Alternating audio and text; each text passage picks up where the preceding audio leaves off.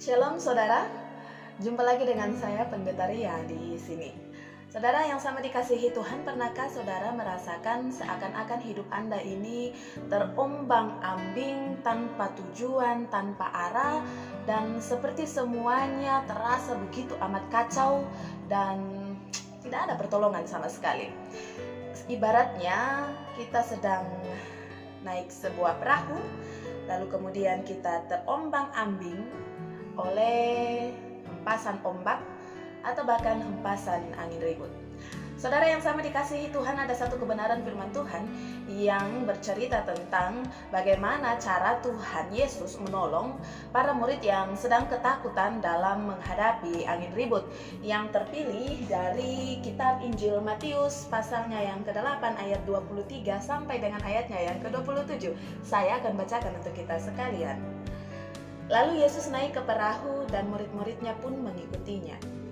Sekoyong-koyong mengamuklah angin ribut di danau itu, sehingga perahu itu ditembus gelombang. Tetapi Yesus tidur.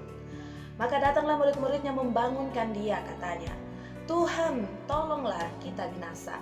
Ia berkata kepada mereka, "Mengapa kamu takut, kamu yang kurang percaya?" Lalu bangunlah Yesus menghardik angin dan danau itu, maka danau itu menjadi teduh sekali. Dan heranlah orang-orang itu, katanya, "Orang apakah dia ini sehingga angin dan danau pun taat kepadanya?" Amin. Saudara yang sama dikasihi Tuhan, perjalanan kehidupan kita dalam dunia ini sambil menantikan hari kedatangan Tuhan Yesus yang kedua, itu ibaratnya kita sedang berlayar di sebuah danau, kita sedang berlayar di sebuah lautan. Akan ada banyak gelombang yang akan kita hadapi, akan ada banyak persoalan, akan ada banyak tantangan, akan ada banyak kesulitan yang membuat kita merasa bahwa kita ini seakan-akan akan tenggelam, kita akan merasa bahwa kita akan kehilangan arah, bahkan mungkin kita tidak akan sampai ke tempat tujuan kita. Saudara yang sama dikasihi Tuhan, ada satu hal yang menarik dalam bacaan kita saat ini, yaitu ketika Yesus berada di dalam perahu para murid saat itu. Garis bawah ya, Yesus berada di dalam perahu para murid itu. Saudara yang sama dikasihi Tuhan, banyak orang yang beranggapan bahwa ketika ada badai, ketika ada persoalan datang, barulah kemudian pertolongan Tuhan itu datang. Menurut saya hal itu adalah sedikit yang keliru menurut saya, karena Yesus tidak pernah membiarkan kita berlayar sendiri. Yesus tidak pernah membiarkan kita untuk hidup dalam dunia ini, mengadakan perjalanan dalam dunia ini seorang diri saja. Yesus ada di dalam masalahmu. Yesus ada di dalam pergumulanmu. Seperti Yesus yang tidur di dalam perahu para murid, seperti itu juga Yesus ada di dalam kehidupan kita. Dia tidak ada jauh dari kita, tetapi dia ada di dekat kita.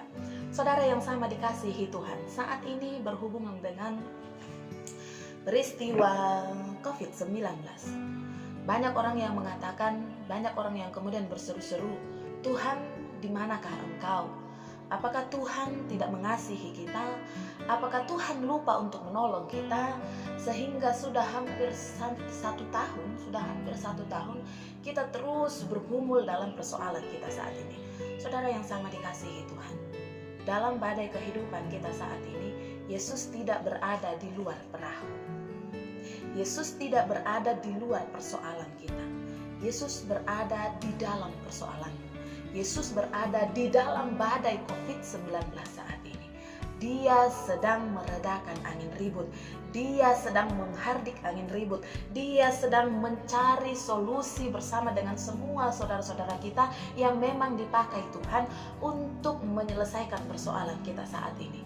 Persoalannya bagi kita saat ini adalah mau tidak kita percaya, mau kemudian kita berharap kepada Tuhan, berserah kepada Tuhan, dan meyakini bahwa badai kehidupan kita ini pasti dan akan berlalu.